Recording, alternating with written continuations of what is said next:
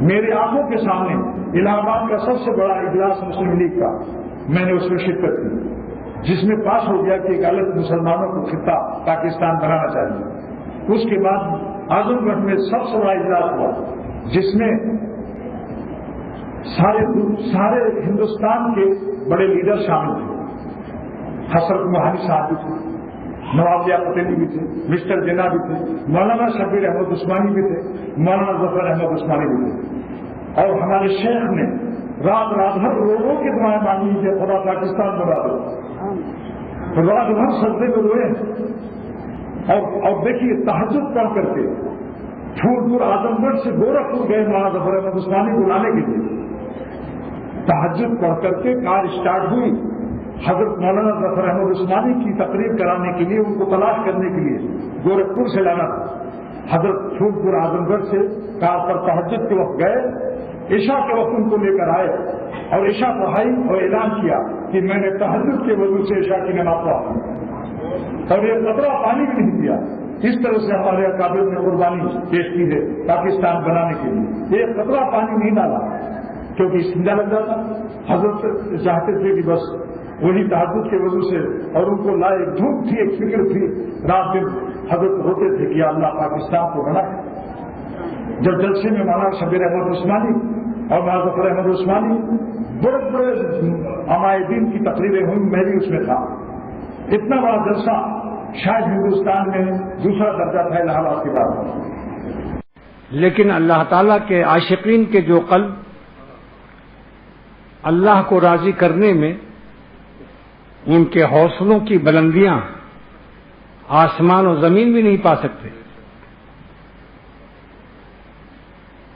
جس حوصلے سے وہ اپنے دل کے آرزو کا خون کرتے ہیں اور دل کی خوشیوں کا خون کرتے ہیں اور اپنے مولا کو راضی رکھنے پر جان کی بازی لگاتے ہیں، اگر ان کا وہ مجاہدہ پہاڑوں پر رکھ دیا جائے تو پہاڑ ریزے ریزے ہو جائیں گے۔ اگر ان کے باطن کا نور ظاہر کر دیا جائے تو سورج اور چاند میں گرہن لگ جائے، کیونکہ نور خالق رکھتے ہیں، یہ نور مخلوق ہے۔ اس کو اللہ کی ایک بھیک مل گئی چاند اور سورج کو، جو بدلتے رہتے ہیں۔ صبح کچھ ہلکی سی روشنی ہے، 12 بجے اور ہو گئی، اور شام کو منہ چھپا کے چلے گئے۔ لیکن اللہ کا نور روپوش نہیں ہوتا، ولی اللہ سوتا بھی رہتا ہے تو بھی اس کا نور آفتاب اس کے سینے میں روشن رہتا ہے۔ کسی ولی اللہ کے پاس سو کے بھی دیکھ لو، چاہے وہ بھی سوتا ہو، کسی ولی اللہ کے پاس خانقاہ میں رہ کر دیکھ لو، اگرچہ دونوں سونے والے ہوں، مرید بھی اور شیخ بھی، مگر چونکہ سونے کی حالت میں بھی رات کی رانی خوشبو دماغ کو پہنچاتی ہے۔ دن میں کوئی سو رہا ہو، آفتاب کی گرمی سے وہ متاثر ضرور رہے گا، اگرچہ سو رہا ہے، بے خبر ہے کہ آفتاب کہاں ہے۔ تو اللہ والوں کے پاس سونا بھی چاندی سے کم نہیں ہے، ان کے آفتاب پر گرہن نہیں لگتا۔ اسی لیے اللہ والے تمام جتنی دنیا کے مصائب ہیں ان سے زیادہ گناہوں سے پناہ مانگتے ہیں کہ ہمارے نور باطن پر کبھی گرہن نہ لگ جائے، نافرمانی کی نحوست اور لعنت کی وجہ سے۔ اگر کسی ولی اللہ سے پوچھو، سچا ولی اللہ ہو، پیٹو نہ ہو، کہ بھئی آپ کو سب سے زیادہ غم، سب سے زیادہ کس بات کی فکر ہے، تو وہ یہی کہے گا کہ مجھے ہر وقت یہی غم و فکر کھا رہا ہے کہ میرا مولا مجھ سے کسی ایک لمحے کو ناراض نہ ہو۔ یہ غم مجھ کو کھا رہا ہے اور میں اس غم کو کھا رہا ہوں۔ غم مجھ کو کھا رہا ہے، میں غم کو کھا رہا ہوں، مگر یہ غم غم اولیاء ہے، نصیب دوستاں ہے۔ کافروں کو، فاسقوں کو، نافرمانوں کو یہ غم نصیب نہیں ہوتا۔ آپ دیکھو کہ سعدی شیرازی رحمۃ اللہ علیہ نے فرمایا کہ ملک شام میں عشق بازی کا رواج بڑھ گیا، اللہ کو ناراضگی کر کے حرام لذتیں حاصل کرنے والوں پر بارش روک دیا، قحط بڑھ گیا، غلہ ختم ہو گیا۔ جب 20 دن کھانا نہیں ملا تو جتنے عاشق تھے ان سے لوگوں نے کہا جو مذاقیہ قسم کے تھے کہ اب بتاؤ روٹی لاؤں یا آپ کا معشوق لاؤں. تو سب نے ہاتھ جوڑ کے رونا شروع کیا کہ معشوقوں کے چہرے پر جھاڑو مارو. میرا پیٹ اس وقت دل کڑپ رہا ہے, بھوکوں سے بولا نہیں جا رہا ہے, میرے آنکھوں میں اب حسینوں کو دیکھنے کی طاقت نہیں رہی. روٹی جب ختم ہو گئی اور کئی دن روٹی نہ ملے تو نہ گانا سننے کی طاقت کانوں میں, نہ حسینوں کو دیکھنے کی طاقت آنکھوں میں, نہ داڑھی بنانے کی طاقت ہاتھوں میں, نہ گالوں میں. جیسے کہ مہاویری فرماتے ہیں کہ ایک آدمی جا رہا تھا جنگل, تو وہ حبشی تھا, ہونٹ موٹے موٹے, دانت لمبے لمبے, حبشی. ایک جنگل میں آئینہ کسی مسافر کا گر گیا تھا, اس نے آئینہ دیکھا اٹھا کر اپنا منہ, تو کہتا ہے اچھا موٹے موٹے ہونٹ والے اور کلچرا کہیں کا اور لمبے لمبے دانت والے, تو ایسا تھا جبھی تو کوئی جنگل میں چھوڑ گیا. اگر اچھا ہوتا تو اپنے گھر کی الماری میں سجاتے. اس ظالم کو یہ خبر نہیں کہ میری ہی شکل نظر آ رہی. تو بدگمانی کرنے والے ان کی اصل میں ان کی قلبی جو بیماریاں ہیں اور جو نالائقیاں ہیں, تکبر اور اللہ سے دوری اور اللہ کے عذاب میں مبتلا ہیں یہ بدگمانی والے. اس عذاب کا اثر ہے ان پر کہ ان کو اپنی روحانی شکل نظر آ جاتی ہے. لہذا اس کو یاد رکھو, بدگمانی میں ایک محرومی یہ ہے کہ اللہ والوں سے بھی لوگ محروم ہو جاتے ہیں, یہاں تک کہ اپنے شیخ سے بھی محروم ہو گئے بعد لوگ. نمبر 2 نقصان کیا ہے کہ جو شخص جس چیز کی بدگمانی کرتا ہے اسی فعل میں بدگمانی کرنے والا مبتلا ہو جاتا ہے. چنانچہ ایک صاحب نے بتایا کہ میں نے ایک شخص کو بدفعلی میں مبتلا پایا, ساری زندگی اس کے بارے میں ہم کو بدگمانی رہتی تھی, اور جب بدگمانی کا غلبہ ہو جاتا تھا تو وہی فعل ہم کر لیتے تھے جس میں اس کو دیکھا تھا. کیونکہ بدگمانی سے شہوت میں تیزی آ جائے گی, اس کا فیچر سامنے آ جائے گا کہ ایسے طریقے سے ایسے گناہ کیا اور اس طریقے سے گناہ کیا, تو جب شیطان پورا جغرافیہ پڑھا دے گا تو آپ کی تاریخ خراب نہیں ہوگی. کتنا بڑا نقصان ہے. اور اگر یہ کر لیتے کہ بھائی ممکن ہے توبہ کر لیا ہو اور اللہ تعالیٰ کا پیار کے قابل ہو گیا ہو, تب ان اللہ یحب التوابین, اس امکان پر نیک گمان رکھو کہ ممکن ہے توبہ کر لیا ہو. حکم ہے نیک گمانی کا. یہاں اللہ دلیل نہیں پوچھے گا کہ تم نے توبہ کا خیال کیوں کیا, کیا دلیل تھی کہ اس نے توبہ کر لیا. یہی دلیل ہمارے لیے کافی ہے کہ نیک گمان رکھو, تو نیک گمان توبہ کر لینا ہے. حکم ہے, ہم نے حکم کی تعمیل کی ہے, سرکاری حکم ہے. سرور عالم صلی اللہ تعالی وسلم کا فرمان عالی شان ہے کہ توبہ کر لیا ہو ممکن ہے, اور اللہ تعالیٰ کا فرمان ہے ان اللہ یحب التوابین, ممکن ہے توبہ کر کے اللہ کا محبوب ہو گیا ہوں تو آپ کا دل برائی سے بچ جائے گا اور اس برائی میں آپ مبتلا نہیں ہوں گے. اس کے تقاضوں میں شدت نہیں ہوگی. جتنا غور کرو گے اور فیچر کا مراقبہ کرو گے تفصیلی, سمجھ لو کہ تمہارا پیجامہ بھی خراب ہوگا, اسی خبیث فعل میں تم بھی مبتلا ہو جاؤ گے. اس لیے بری چیزوں کو دماغ سے نکالو, بھول جاؤ, بلکہ مخلوق کا عیب تلاش ہی مت کرو کہ برطانیہ میں کیا ہوتا ہے, جرمنی میں کیا ہوتا ہے. اللہ کی مخلوق, تم کسی کی اولاد نالائق بھی ہو مگر کوئی اس کا دوست اس نالائق اولاد کے اعمال, برے اعمال کی تفتیش کر رہا ہو, ذرا ہمیں بتاؤ استنبول میں کیا ہوتا ہے اور برطانیہ میں, باربادوس میں اور جرمنی میں بے پردگیاں کیسی ہیں اور کیا کیا کام ہوتے ہیں وہاں. تو یہ عیب پوچھنے والا اس کی نگاہ سے گر جائے گا کہ یہ میرے اولاد کے عیب تلاش کرتا ہے. تو مخلوق کے عیب کو تلاش ہی مت کرو. کوئی بتائے نہیں تو سنو گے مت, کہ یہ سب باتیں سے کیا فائدہ. میرے اندر اتنی طاقت تو نہیں ہے کہ میں جا کر کے میم صاحب کو کان میں کہہ دوں کہ کالوں کے ساتھ مت بھاگا کرو. ملا کی سنے گی وہ؟ مخلوق کو کوشش کرو کہ ہم اللہ کی مخلوق سے اپنے کان کو صاف رکھیں. تو تقاضائے گناہ کی شدت کو آسان کرنے کا نسخہ مرشد کی تلاش ہے, اور خانقاہوں میں اس کے ساتھ جب فارغ ہو جاؤ دنیا میں ایسے رہو جیسے لیٹرین میں رہتے ہو. ایکسپورٹ کرنے کے بعد لیٹرین میں کوئی اخبار نہیں پڑھتا, وہاں یا چائے نہیں منگاتا بیوی سے کہ لیٹرین سے نکلنے کو دن نہیں چاہتا, یہاں بڑی اچھی خوشبو آ رہی ہے. کیا اونٹ بیچتا ہے, اونٹ کیا بیچتا ہے؟ ارے بے وقوف, کوئی دنیا میں ایسا بیوقوف نہیں پاؤ گے، بیوقوف بھی ایسا بیوقوف نہیں پائے گا.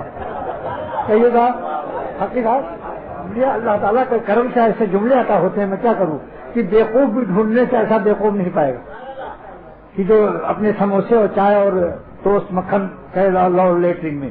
تو حقیق علومت تھانوی رحمۃ اللہ علیہ نے نصیحت کی ہے کہ جب اپنے کام سے فارغ ہو جاؤ تو لیٹرین سے نکل کر فوراً گلستان میں جاؤ، گلشن میں جاؤ، خوشبو کی دکانوں پر جاؤ، تاکہ لیٹرین کی بدبو جو سما گئی ہے وہ دماغ کے اندر سے گھسی ہوئی بدبو کو زبردست کھینچنے والا خوشبو ہونا چاہیے.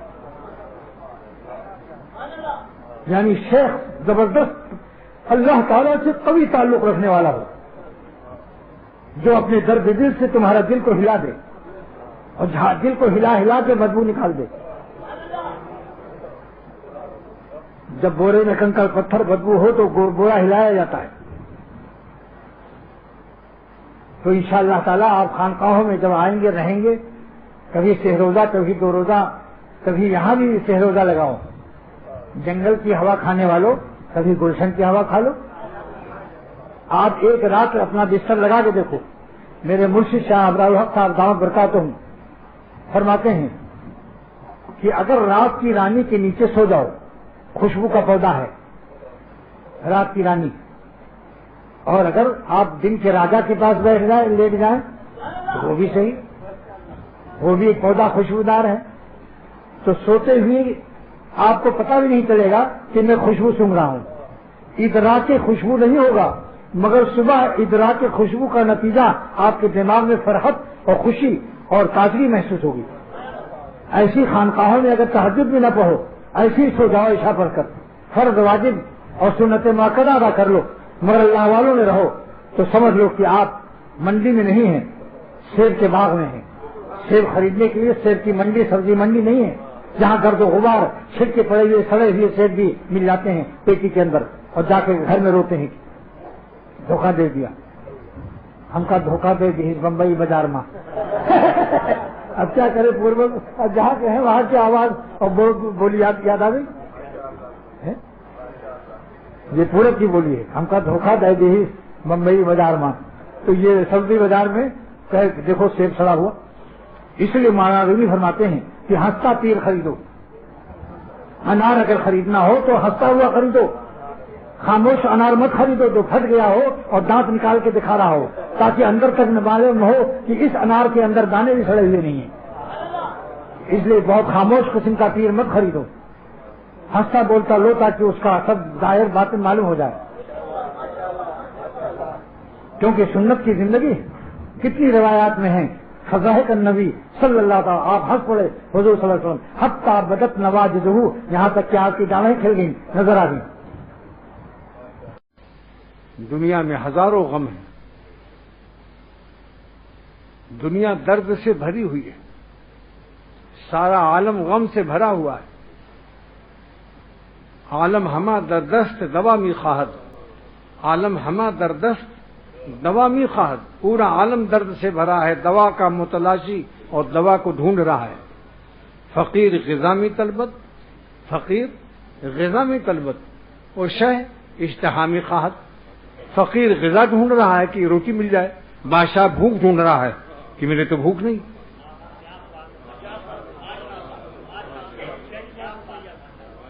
فقیر غذا میں طلبت، فقیر بھوک سے پریشان ہے، روٹیاں ڈھونڈ رہا ہے.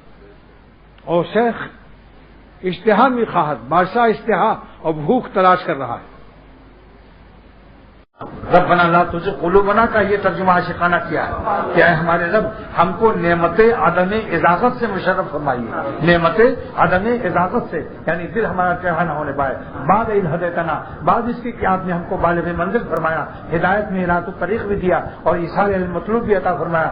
صاحب منزل بنایا، بالغ منزل بنایا، عارف منزل بنایا، واصل منزل بنایا. اس کے بعد اب نابالغ منزل نہ کیجیے گا کہ کسی گناہ سے پھر ہم دوبارہ بالغ ہو کے پھر نابالغ ہو جائیں اور آپ کی بارگاہ سے پھینک دیے جائیں. یعنی شب راتوں سے محجوری مدے رات کے دوستوں کو دن جدائی کا نہ دکھائیے.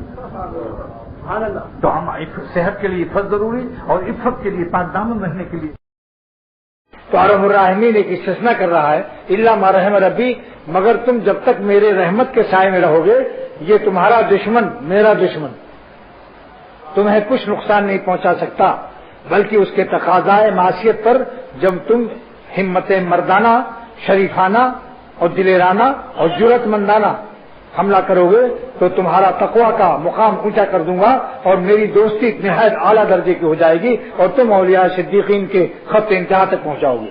یہ نفس امارہ تمہیں بجائے محروم کرنے کے یہ تمہاری قسمت کو جگا دے گا اور تمہیں اعلیٰ درجے کا ولی اللہ بنا دے گا، بشرطے کہ تم اس کے تقاضے پر کو برداشت کر لو۔ میری محبت میں، نفس کی محبت میں اور اپنے دل کی محبت میں تم برداشت نہیں کرتے ہو اور گناہ کر لیتے ہو، میری محبت میں گناہ نہ کر کے تو دیکھو میں کیا دیتا ہوں تم۔ اللہ تعالیٰ کے نام پر اچھا کھاؤ، خوب عمدہ چائے پیو اور نیک لوگوں میں رہو اور خواتین نیک خواتین میں رہیں، انشاءاللہ زندگی مزیدار گزرے گی۔ اتنا حلال نفس کو دو کہ یہ نفس کبھی شکایت نہ کرے کہ یہ ظالم حرام سے تو بچاتا ہے، حلال بھی نہیں ٹھیک سے دیتا۔ جب امرت کی طرف خیال ہو فوراً امرود کھاؤ اور اس کے خاشوں پر نمک لگاؤ، مرچا بھی لگاؤ، چٹپٹا کر کے کھاؤ۔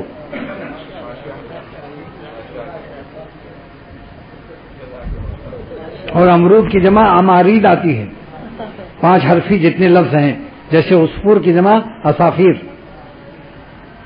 اور خواتین بھی عمدہ چائے پئیں، عمدہ کھانا کھائیں، جتنا اللہ دے۔ نفس کو حلال لذت میں کمی نہ کرنا تاکہ نفس کو یہ شکایت نہ ہو کہ یہ ظالم ملا یا یہ ملانی حرام سے بھی بچاتے ہیں لوگ اور حلال بھی ٹھیک سے نہیں دیتے۔ خوب عمدہ کھانا کھاؤ، قورمہ شاندار پکاؤ۔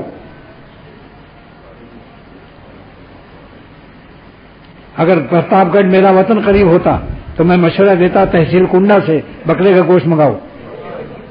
آج ہی مجھے پتا چلا، انیس الہ آبادی جنہوں نے آپ کو شعر سنایا، انہوں نے بتایا کہ پرتاپ گڑھ تمہارے ضلع میں ایک تحصیل کنڈا ہے، وہاں کے بکرے اتنے عمدہ گوشت ہوتا ہے ان کا کہ اگر ایک پاؤ گوشت پک رہا ہو کہیں تو کئی گھر تک اس کی خوشبو جاتی ہے۔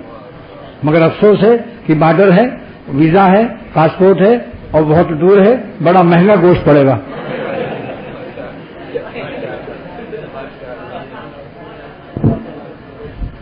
بس میری بات ختم ہو گئی۔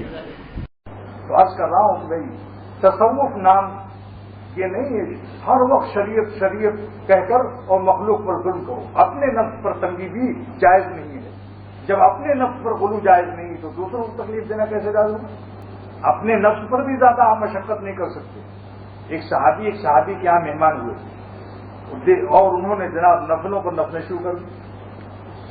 ان کو آواز دیا، کھٹکھٹا کر بلایا اور فرمایا دیکھو بڑے ملا مت بنو، میرے ساتھ بیٹھو، میں مہمان ہوں، میرا بھی حق ہوتا ہے۔ ان نلے سے کالے کا حق، تیرے مہمان کا تجھ پر حق ہے، وہ بڑے ساتھی ہیں۔ ان کو بیٹھا لا، اذن اس بنا نو من ساعتن، میرے ساتھ بیٹھو، میں کچھ دیر تک بات چیت کروں گا۔ مہمان کا بھی حق ہے۔ یہ کیا ہے کہ مہمان کو دیکھتے ہی مراقبے میں پہنچے؟ اگر عرشی پر رہنا تھا تو فرش پر کیوں آئے؟ اما ابا سے درخواست کر دیتے کہ مجھے عرشی پر رہنے دینا۔ جب فرش پر آ گئے تو فرش والوں کا حق ادا کرو، لہذا بیٹھے۔ اس کے بعد فرمایا اب جاؤ اور اپنی بیوی کا حق ادا کرو، ان لزوجک علیک حقا، اس سے بات چیت کرو، ان کو خوش کرو۔ اس کے بعد پھر فرمایا اب تہجد بھی پڑھو، ہاں پھر نہیں، پھر فرمایا اب سو جاؤ، ان لنفسک علیک حقا، تیرے نفس کا تجھ پر حق ہے۔ آخر میں فرمایا پھر آخر وقت میں تہجد بھی پڑھو۔